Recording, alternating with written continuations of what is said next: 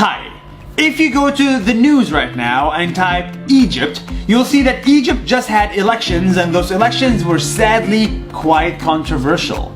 Some are for, some are against, some are blah blah blah.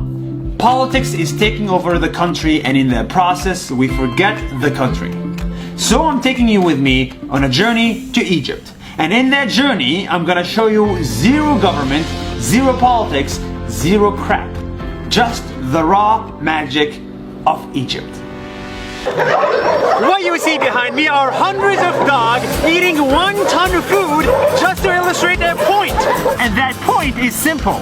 Egypt is cheap.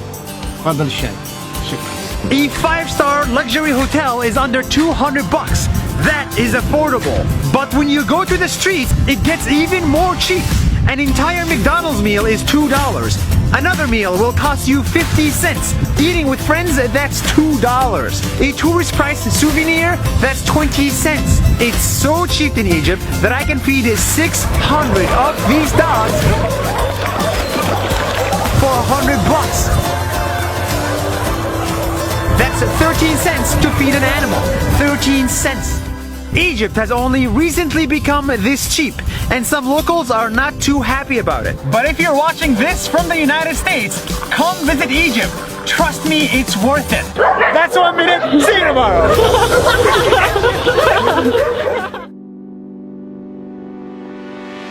Hi. The following video is shot in the country of Egypt! This is Egypt, the country you know for having old stuff. Like the pyramids, the Sphinx, and this. But the people that actually live in Egypt are surprisingly young. Over half the population of Egypt is under 25 years. That's younger than me. Which means many of the people you see around are young. The sellers are young, the magician is young, the rugby players are young, the parkour kids are young. All of this is right next to this. In the country with one of the oldest civilizations in the world, you'll be pleasantly surprised to find the youngest population. دقيقة واحدة. Nice! This is where I am, on top of a horse, with a bunch of grain, running around to make a line in the sand. Because legend has it that this is how Alexander the Great, this guy, defined the border of his new city, Alexandria, with just a line of grain. And thousands of years later, his city is still standing, with its own library that's the largest in Africa and the biggest in the ancient world. With its own delicious food.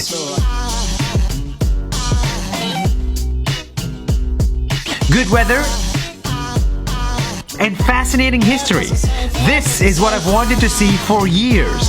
Because Alexandria is the best example of how a few drops of grain with enough patience can create one of the most magical places in the world. I think it's all angels just Nice, Alexandria, nice. Hi. What you see behind me is an entire city filled with garbage. Pigs, bad smell, and dust. This is the garbage city of Egypt. But before you judge this city too much, let me show you what's inside. Here is where tens of thousands of garbage collectors live. They collect the trash from Cairo and recycle it. So much that their recycle rate is impressively high, similar to that in the developed world. Here you will find many Christians living next to the largest church in the Middle East, entirely carved from stone. Here you will also find lots of art on houses, but from afar it's one giant art piece on the entire city. The garbage city of Egypt is very dirty and very poor, but it's not garbage. Because garbage is what keeps this city alive. That's 1 minute. See you tomorrow. Hi. half of you are probably freezing right now in the middle of winter, wondering, where did summer go? where did summer go? Summer is right here. It's in the city of Aswan in Egypt that is literally always sunny. This is in the month of February. But it's not just the weather here, it's the culture. In Aswan, these rocks were chopped and put on boats to cross the Nile to build this. In Aswan, temples have existed for thousands of years and people have lived for thousands more. Life is too short to spend it in the freezing weather. It's cold. Come to Aswan because here it's always summer.